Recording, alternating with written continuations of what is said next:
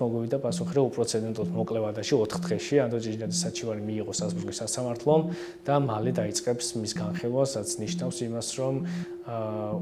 ობიექტურ და მეუკერძობელ სასამართლოს ექნება საშუალება, რომ განიხილოს უკვე ის პროცესები ყველაფერი, რაც ჩვენ აქ თვეების მანძილზე გავიარეთ.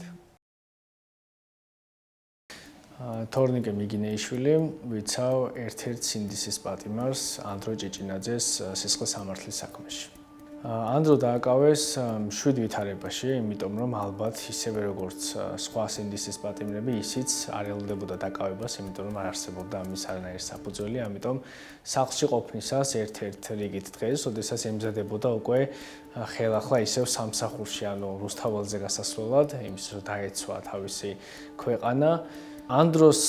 ჩემი მოსაზრებით ედავებიან ქვეყნის სიყვარულს, მაგრამ თუ გავითვალისწინებთ და წავიკითხავთ იმ დადგენილებას, რომელიც პროკურატურამ მოგვცა და წარადგინა სასამართლოში, მას ედავებიან ჯგუფურ